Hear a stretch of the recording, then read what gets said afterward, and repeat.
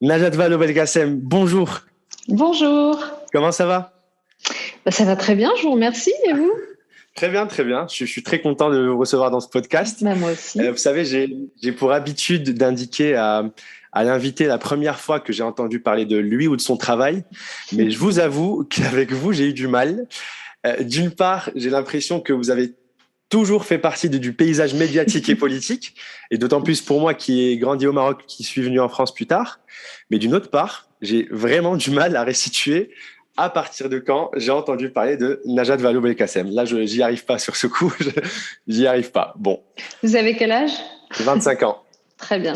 Donc, ça veut dire que quand j'ai commencé, disons, à être en tout cas, avoir une notoriété nationale, parce qu'avant, j'étais davantage au niveau local dans la politique, c'était en 2007. Donc, en 2007, vous aviez… 11 ans, bon. 11 ans, 10, 11 ans. 11 ans. Bon, ça doit être vers là. Vous étiez tout petit. Ça doit être vers là.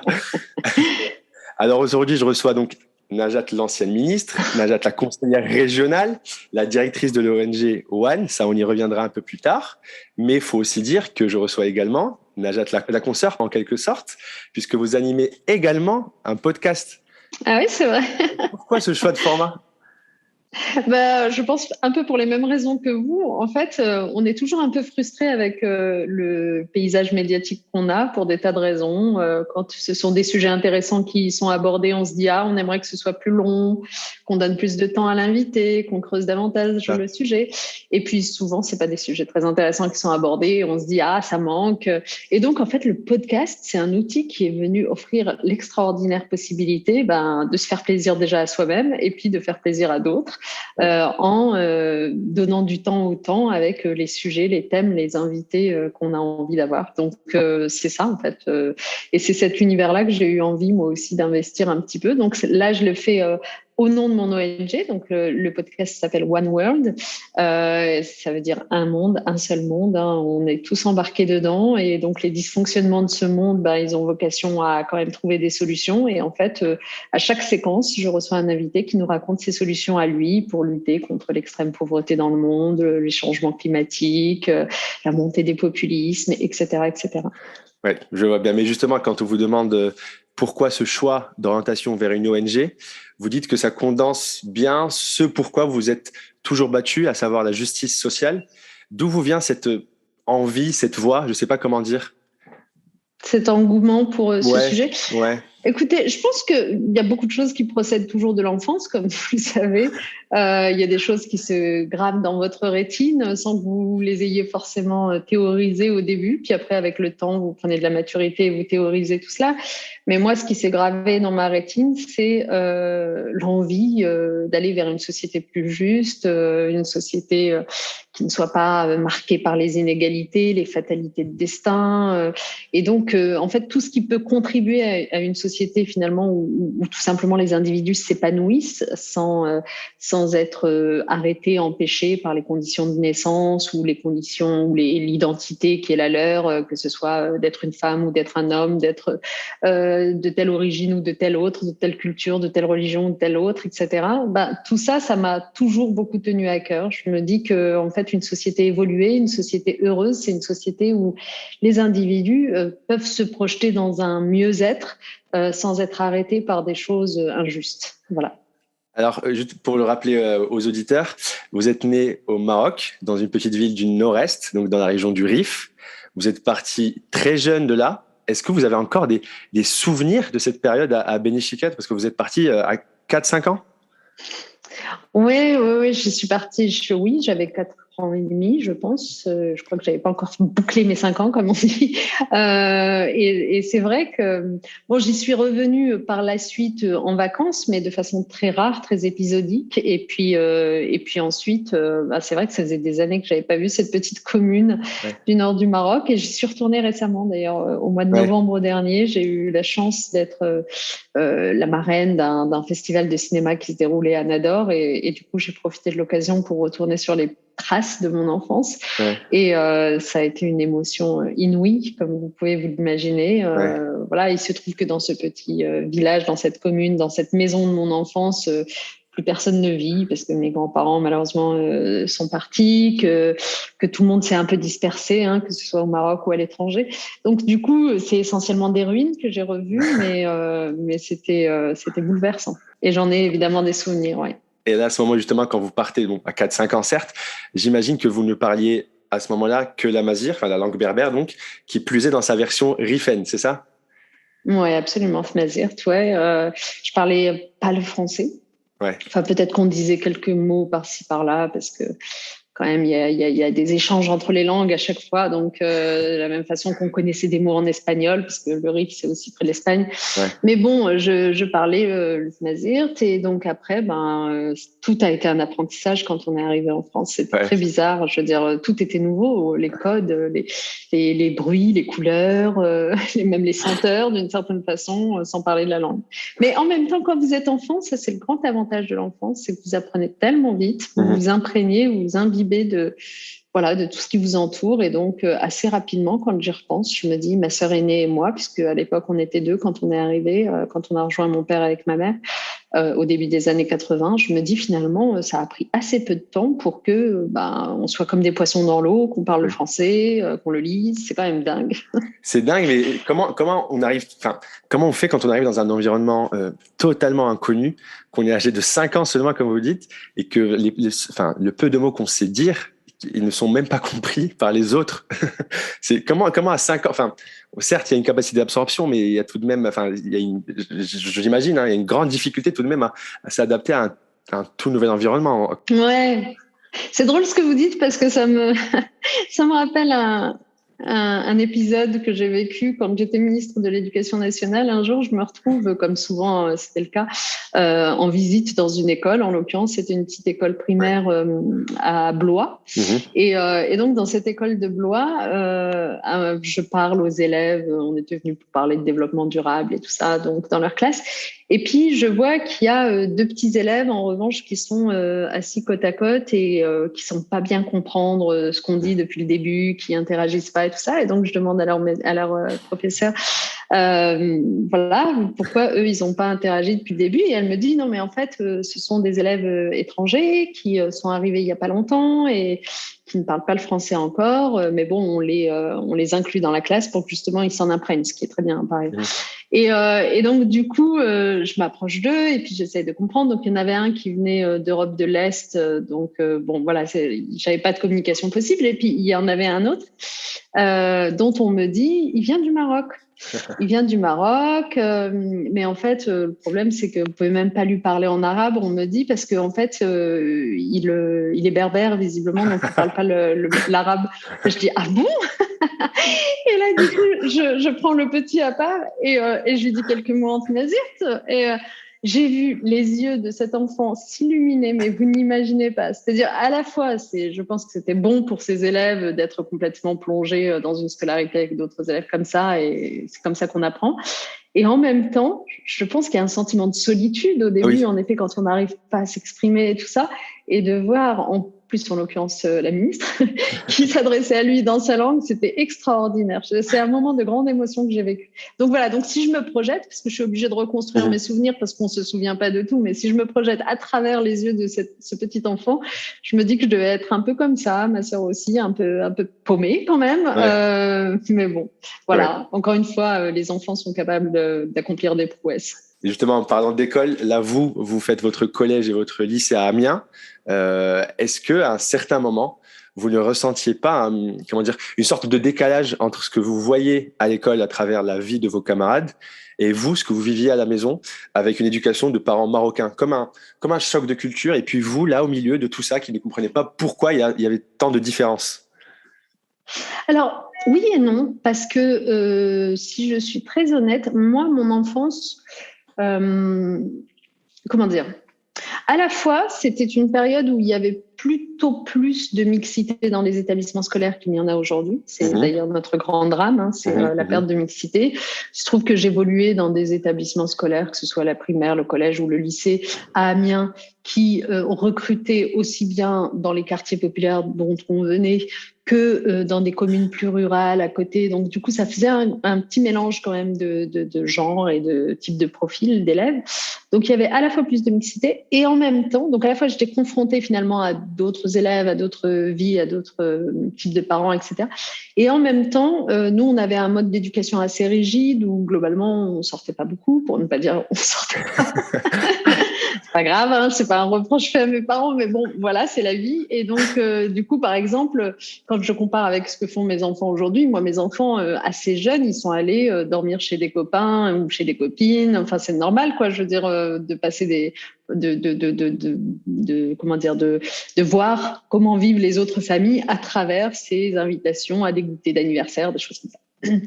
Moi, c'était pas du tout le cas. Nous, on n'avait pas ces fréquentations-là, donc finalement, on se rendait pas compte, je pense, de la différence de codes familiaux, de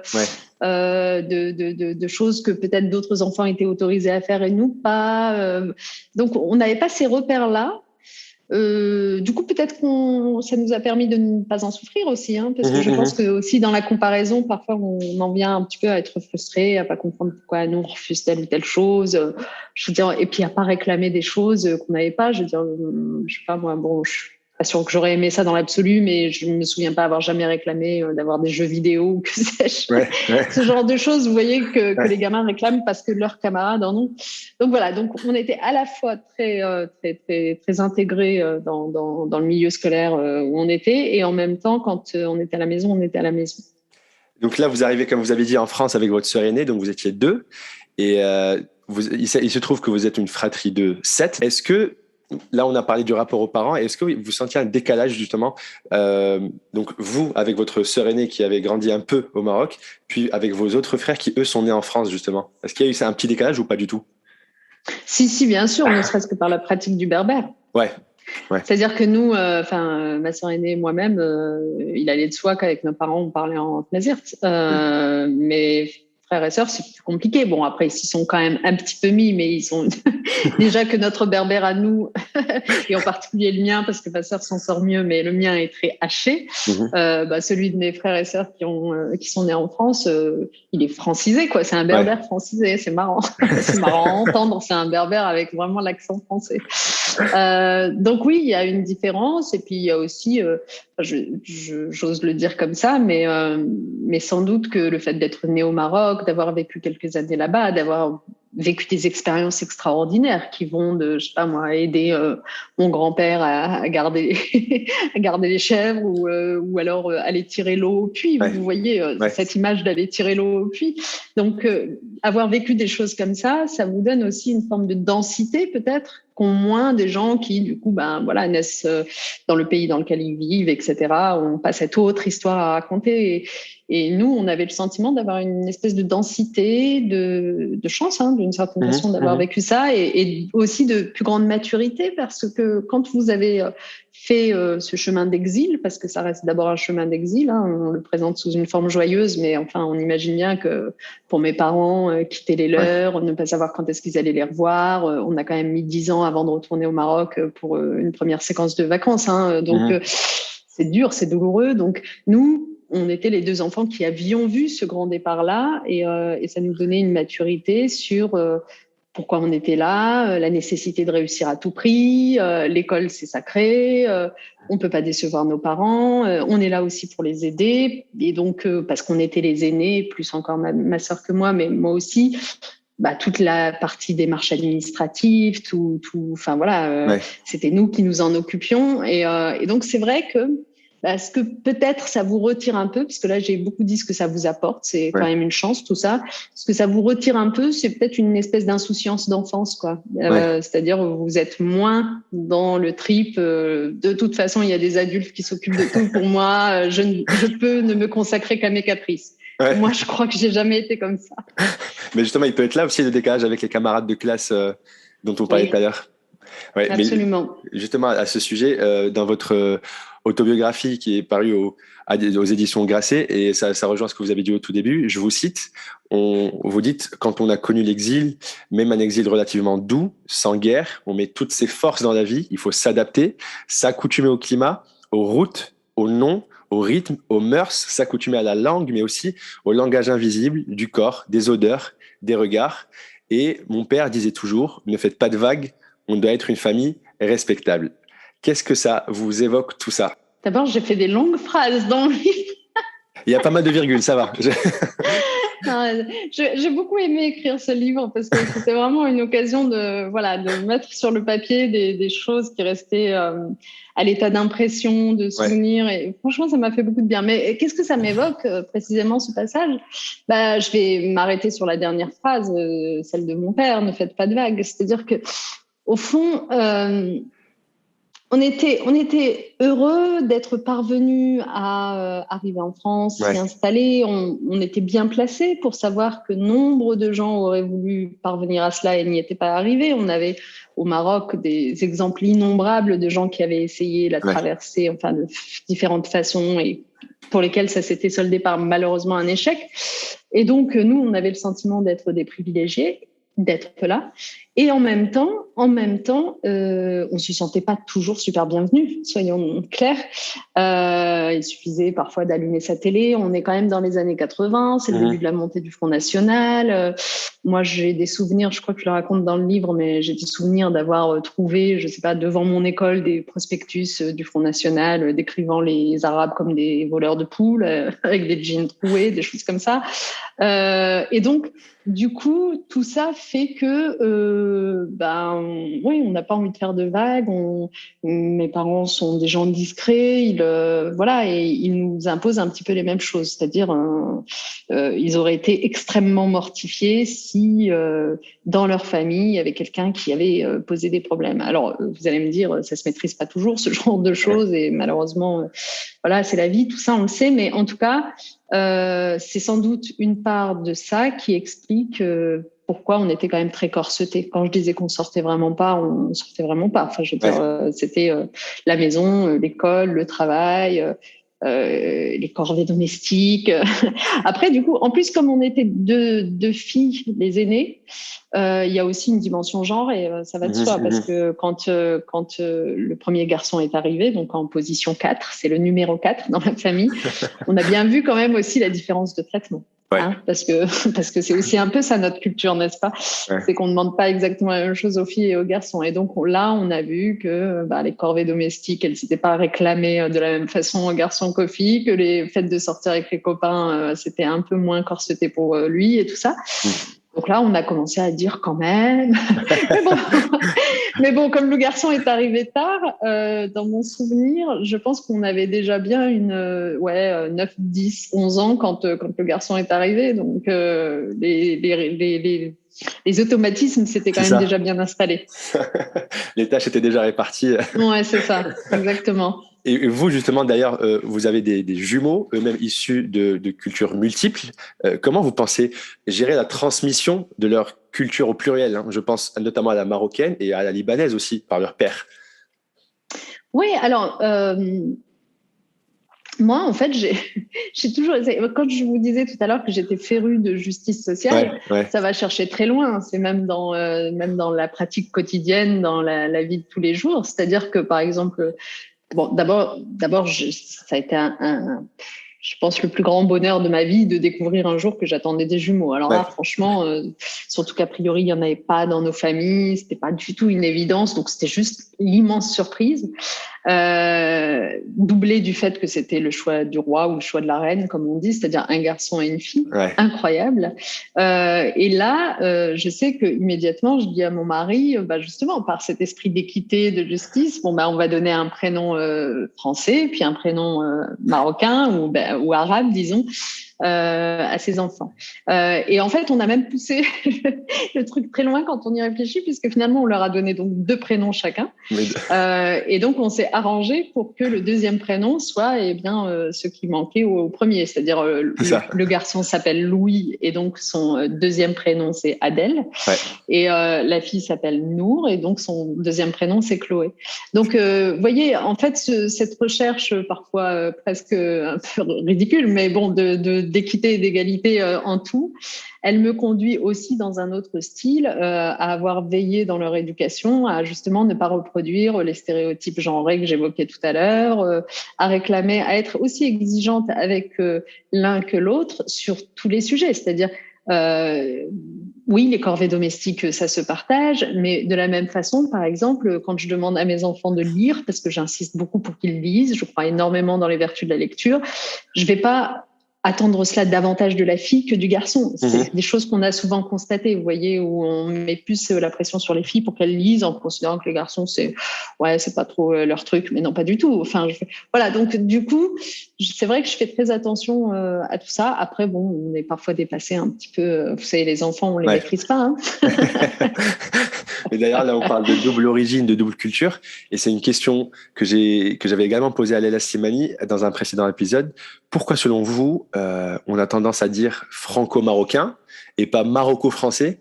Est-ce qu'il existe une règle par rapport à ça? Je vous avoue qu'on n'a pas trouvé de réponse à date.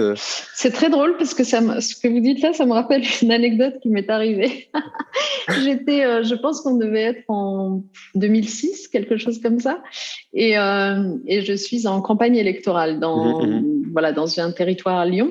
Et puis à un moment donné, je suis dans un quartier plutôt populaire et je suis accostée par un groupe de jeunes gens.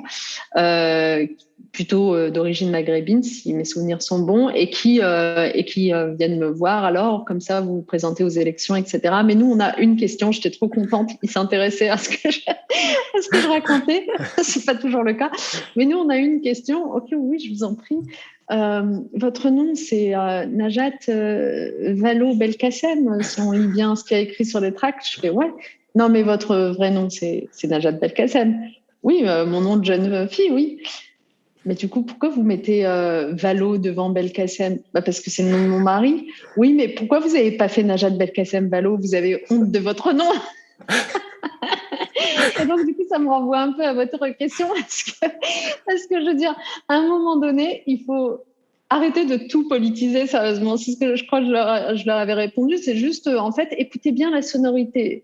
Vous trouvez pas que ça sonne mieux, Vallaud Belkacem, que c'est plus fluide que Belkacem Vallaud? Je sais pas. Enfin, en tout cas, moi, comme ça, c'est vraiment pour cette raison-là que j'avais installé ces 2 noms comme ça. Et donc, française d'ailleurs, je trouve que ça sonnerait moins bien que franco-marocaine, qui sonne assez joli. Donc c'est une histoire je sais pas, peut-être que c'est une histoire de sonorité, mais je sais pas s'il existe une règle formelle, mais je n'ai pas trouvé. Voilà, je ne l'ai pas trouvé, j'ai cherché, mais voilà, chacun a sa version. Parce que regardez, mais regardez, je vais vous en donner un autre exemple. On dit l'amitié franco-allemande. Oui. On ne dit pas l'amitié germano-française. C'est juste parce que ça sonne mieux, en fait. En français, parce que si on prend en référentiel la France et le français, peut-être que mais les Allemands, alors maintenant, je vais vous demander, parce que moi, malheureusement, je ne parle pas l'arabe, je ne parle que le berbère, mais est-ce qu'en arabe, du coup, comment on dit une nationalité franco-marocaine? Pour moi, c'est comme une double nationalité, vous voulez dire, comme franco-marocain. Mais en fait, pour moi, c'est comme en anglais. En fait, il y a qu'en français qu'il y a une contraction franco-marocain. En arabe, c'est français-marocain ou marocain-français. Vous voyez, il n'y a pas de différence. D'accord. Donc bon, bien, je comprends. Peut-être que c'est une histoire de sonorité finalement, je sais pas. Toujours pas de réponse. Est-ce que vous vous souvenez encore d'où vous étiez le 21 avril 2002, le jour du premier tour des présidentielles? Ah oui, je m'en souviens très très bien. Je m'en souviens terriblement bien parce que en fait, je m'en suis énormément voulu. En fait, cette année-là, on avait décidé avec des amis de partir en vacances une semaine en Espagne et on avait tout bien organisé, etc., etc. Et puis on était tellement à la bourre dans l'organisation que juste on a oublié une chose avant de partir, c'est que du coup on allait être absent le jour du premier tour de l'élection présidentielle. et qu'on n'avait pas fait nos procurations. C'était la première fois en fait qu'on votait pour une élection présidentielle en termes d'âge, donc c'est vrai que ça faisait pas partie non plus des références hyper installées dans nos esprits. Donc on n'avait pas fait nos procurations. Et je me souviens qu'on arrive en Espagne, on y passe une première journée et puis la deuxième journée, c'est le jour du vote. Et donc le soir, on est devant notre télévision ensemble et là, on voit que la gauche a été éliminée, que c'est la droite et l'extrême droite, Jean-Marie Le Pen à l'époque et Chirac. Et c'était terrible. Et d'ailleurs, ça, sur le coup, ça nous a fâchés entre amis, puisque finalement, il y en avait deux qui étaient plutôt de droite, donc qui étaient super contents que la tâche soit ainsi facilitée à Chirac, et deux autres, dont moi, qui étions plutôt de gauche et qui étions sidérés, écœurés. Et donc, on a décidé, en fait, dès le lendemain, d'interrompre nos vacances et de repartir. C'est pour vous dire quand même que la politique, ça comptait, parce que j'étais même pas engagée à l'époque, j'étais rien du tout. Je venais de finir mes études globalement. Et donc, on a décidé de repartir d'Ardard, on est revenu, et là, je me suis dit, en fait, c'est pas possible. En fait, on peut pas être spectateur quand les choses se délitent comme ça. Moi, en plus, j'avais un sentiment, pas de devoir, mais presque, c'est-à-dire, je me disais quand même, vu l'expérience qui est la mienne, ce que j'ai vécu, ce que j'ai vu autour de moi, le sentiment que j'ai que les choses pourraient aller mieux et de savoir comment elles pourraient aller mieux, je peux pas juste rester observatrice. Et donc, c'est à ce moment-là que je me dis, on va pas se contenter d'aller manifester contre le Front National, on va aussi intégrer un parti politique. Et là, c'était évident pour moi que c'était plutôt la gauche. Ça faisait des années que je le savais parce que j'étais pas politisée, mais j'intervenais dans des associations de solidarité, des choses comme ça. Donc, je voyais bien ce qui me motivait. Et donc, je regarde ce qu'il y a à gauche, je fais une espèce de comparatif rapide et je me dis, en fait, moi, ce qui m'intéresse, c'est l'accès aux responsabilités. Enfin, qu'une gauche accède aux responsabilités. Donc, c'est pas une gauche incantatoire que je recherche, c'est vraiment une gauche capable de transformer les données du problème. Et donc, c'est pour ça que j'ai choisi le Parti socialiste et que j'y suis entrée progressivement. Et puis, en plus, ça a correspondu professionnellement à un moment où je commençais à aller m'installer à Lyon. Donc, du coup, à Lyon, j'ai commencé à travailler avec le maire de Lyon. J'ai commencé à me présenter à des élections. Et puis après, c'est tout le cheminement qui a été le mien. Mais d'ailleurs, je me dis là, pour l'histoire du retour le lendemain des élections, vous auriez pu en soi attendre quelques jours, vu que le deuxième tour, il y avait encore une ou deux semaines. Non, mais c'est juste qu'on était fâchés, en fait. On s'était fâchés. Oui, c'est vrai. On s'était fâchés parce qu'on n'avait pas aimé le mouvement de joie des deux premiers. Voilà, c'est bête. Et sinon, en vrai, qu'est-ce que ça vous évoque quand la situation qui, autrefois, était inédite et suscitait de l'indignation, par exemple, se reproduit encore lors des 2 dernières élections présidentielles, par exemple, mais avec beaucoup moins d'émoi, beaucoup moins comme une forme de normalisation ou de résignation. Qu'est-ce que ça dit au fond ? Moins qu'on puisse dire. Ouais. Ça dit que dans le débat public, dans la conversation publique, malheureusement, les thèses de l'extrême droite se sont terriblement banalisées, en effet, et que finalement, ça choque plus, quoi. Ça ne crée plus d'émotions négatives, d'hostilité, de dégoût. Ça dit que nos émotions sont un peu anesthésiées. C'est terrible. Et d'ailleurs, on le voit de multiples façons, que nos émotions sont anesthésiées parce qu'elles le sont quand on n'est plus capable de réagir comme il le faudrait à des propos outrecuidants du Front National ou parfois venant d'ailleurs que le Front National. Mais on le voit aussi qu'elles sont anesthésiées quand on n'est plus capable d'être en empathie avec les réfugiés, d'être en empathie avec des gens qui souffrent. C'est vraiment ça qui me frappe. Et je pense que en fait, ce qui anesthésie nos émotions, c'est d'être confronté par de multiples canaux, et notamment les réseaux sociaux, à trop d'images, trop de contenu, trop de choses qui du coup relativisent l'importance des vrais sujets qui comptent. Et je pense qu'à un moment donné, c'est vraiment en effet l'obésité informationnelle qui doit être interrogée. Et en tout cas, notamment auprès des jeunes générations, leur apprendre à faire la part des choses, à quand même sélectionner ce qui mérite d'être sélectionné et à pas se laisser comme ça juste en scrollant comme ça. C'est un vrai enjeu éducatif. Ouais, ouais. Il y a un sujet que j'aimerais évoquer avec vous, c'est la naturalisation. Vous êtes donc vous êtes née marocaine, comme on l'a dit. Vous arrivez en France à l'âge de 5 ans, mais ne devenez française qu'à l'âge de 18 ans. Pourquoi autant de temps? Parce que vous savez, la législation française a beaucoup évolué sur les questions de naturalisation. Il y a eu des moments où si vous naissiez sur le sol français, ça suffisait. Ouais. Si vous étiez là depuis 5 ans, ça suffisait, ou, etc. Puis des moments où ça s'est durci. Et moi, je tombe, hasard de la vie, dans un moment où la législation dit grosso modo qu'il faut attendre, quand vous avez vécu enfant en France, mais que vous n'êtes pas né sur le sol, il faut attendre l'âge de 18 ans pour quérir, pour demander la nationalité. Et donc, c'est ce que j'ai fait. Et donc, j'ai ce souvenir d'avoir fait un dossier, somme toute, assez froid, assez administratif pour demander la nationalité française. C'est dommage, d'ailleurs, parce que après, moi, par la suite, quand je suis devenue moi-même élue, quand je me suis engagée en politique locale, etc., je me souviens, quand j'étais adjointe à la ville de Lyon, j'ai fait en sorte d'organiser des cérémonies où on remettait en bonne et due forme certificat de naturalisation à des gens qui l'avaient demandé, où c'était vraiment une fête, quoi, où il se passait un truc, c'était la République qui leur parlait, qui les accueillait dans ses bras, enfin c'était chaleureux. Ouais. Mais bon, à mon époque, c'était pas comme ça que ça se passait, donc je me souviens d'avoir reçu par la poste un courrier me disant, bon voilà, on a examiné votre dossier, c'est OK, vous êtes naturalisé. Mais est-ce que comme aujourd'hui, il y avait un entretien à passer ou même pas? J'ai pas souvenir d'un entretien au sens de motivation, mais j'ai souvenir néanmoins quand même d'une formalité administrative avec conversation, parce que Ouais. quelque chose s'est gravé dans ma mémoire, qui est ce moment où on me demande si je souhaite franciser mon prénom. Ouais. Et je me souviens avoir demandé comment ça, comment ça franciser, et que la personne, donc l'agent administratif qui me parlait, me répondait oui, bah oui, ça peut faciliter les choses, certains le font. Alors généralement choisissent un prénom français mais proche de leur prénom, comme ça ça les éloigne pas trop. Par exemple, pour vous, Najat, vous pourriez vous appeler Nadège. Et c'est marrant, non?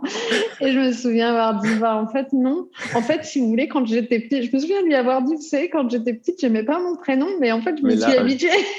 c'est trop tard. Et du coup, maintenant que vous m'avez dit ça, je l'aime bien, mon prénom. Et lui avoir expliqué que ça voulait dire le salut et tout ça, enfin, que ça avait du sens, quoi. Le Ouais. salut de l'âme. Vous voyez, c'est dense. Mais justement, pendant toutes ces années où vous n'êtes pas encore naturalisé, vous grandissez donc en France, allez à l'école de la République, vous parlez français avec vos amis français, vous aidez vos parents avec les démarches administratives. Comment vous vous identifiez à ce moment-là en tant que Marocaine, même si vous avez quitté le pays jeune, ou en tant que Française, même si vous n'aviez pas, entre guillemets, la reconnaissance encore? Comment vous gériez ça? Est-ce que vous avez un souvenir par rapport à ça? Alors, je veux dire, la réponse que je vais vous faire est vraiment tout à fait singulière, c'est-à-dire elle n'est pas représentative d'autres familles, y compris de cousins proches que je voyais évoluer autour de moi. Elle est singulière et elle est notamment liée au fait, comme je vous l'ai dit, que pendant 10 ans, nous, on n'est pas retourné au Maroc. Donc, Ouais. c'est quand même une coupure assez longue. Je dirais que pour toutes ces raisons-là, en fait, moi, assez vite, je me suis sentie française en réalité. Même si, comme je vous le disais, on était dans la discrétion, le pas de vague, etc., le sentiment de n'être parfois que toléré, pas vraiment accepté, tout ça, tout ça. En fait, par l'école en particulier, je sais pas, par la littérature, par la culture, par tout, je me sentais quand même relativement française. Et donc j'ai pas vraiment eu ce que je comprends que certains aient pu avoir, de tiraillement, de du coup voilà, quel code je suis par rapport à quel code j'abandonne, etc., etc. C'est-à-dire que moi je m'inscrivais complètement dans la culture française et en même temps par mes parents, par la façon dont on vivait à la maison, par le fait de, je sais pas moi, de jeûner au moment du Ramadan, enfin des choses comme ça. Ouais, j'avais quand même, je baignais dans cette culture marocaine qui était un petit peu mes racines, quoi. Mais ma projection, elle se faisait carrément plus en France. Et ce lien avec le Maroc, avec la culture marocaine, vous l'entretenez. Il y a une vidéo qui a d'ailleurs pas mal circulé sur les réseaux sociaux, marocains en tout cas. On vous voyait en voiture, c'est ce que vous évoquiez au début de l'épisode. On vous voyait en voiture, vous étiez sur la route vers Nador. Là, c'était en novembre 2021. Vous filmiez les paysages. Vous étiez là aussi à chanter en berbère et à applaudir sur le rythme de la chanson. Quel lien, là, il y a des allers-retours que vous faites, mais quel lien on garde réellement avec un pays qu'on a quitté quand on avait 5 ans? Au début, c'est essentiellement le souvenir, c'est essentiellement ce que vous en disent vos parents. Donc, c'est quelque chose qui est plutôt ancré dans le passé, si vous voulez. Ouais. Et puis après, heureusement, la vie m'a donné la chance quand même de pouvoir y retourner. Enfin, je veux dire, après, j'ai eu une vie d'adulte, quoi.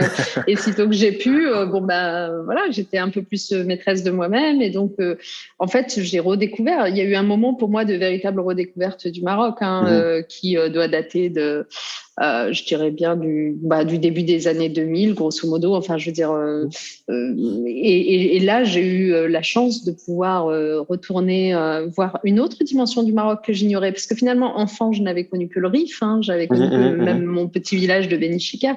Mais ensuite, adulte, vous découvrez Casablanca, vous découvrez Marrakech, vous découvrez tellement d'autres lieux, tellement d'autres univers. Et puis, vous découvrez aussi une société et un pays qui évolue sur beaucoup de sujets. Honnêtement, vous en êtes fiers même. Je parle, par exemple, je sais pas moi, de la réforme de la Moudawana, par exemple, ou de tout ce qui s'est passé autour de la réforme de la Constitution, où on voit bien que des efforts sont quand même faits vers davantage de démocratie, davantage de participation de la population, davantage de parité, enfin tous ces sujets-là. Alors je suis pas en train de dire que tout est parfait, c'est une évidence, mais du coup avec ce regard finalement modernisé, le Maroc soudain n'est pas uniquement votre passé, mais aussi une réalité présente dont vous êtes curieux. Et aujourd'hui, moi, je suis quand même branchée un petit peu. D'ailleurs, vous savez peut-être que je donne des cours à l'UM6T à Marrakech. Je suis branchée quand même quasi en permanence aussi sur ce qui se passe là-bas. J'ai suivi avec beaucoup d'attention la façon dont le Covid avait été géré là-bas. Voilà, donc du coup, pour répondre à votre question, aujourd'hui, c'est aussi l'âge qui fait ça, mais je suis quand même très à l'aise avec le fait d'être celle que je suis, quoi. C'est tout. Je n'attends pas qu'on me dicte celle que je dois être. Je suis quelqu'un de double culture, d'origine marocaine, de vie française, et je pense que c'est une grande richesse. Très bien, c'est sur ces mots pleins de sagesse que l'épisode va prendre fin. Merci beaucoup, Najat Vallaud-Belkacem. Merci à vous, c'était un plaisir. C'est une super idée, ce podcast, j'adore. Et puis, peut-être à bientôt. Merci beaucoup, avec plaisir. Au revoir. Salutations à vos auditeurs. Au revoir. Au revoir. Merci d'avoir écouté cet épisode du podcast Plus 212. Abonnez-vous et n'oubliez pas de nous suivre sur les réseaux. À bientôt.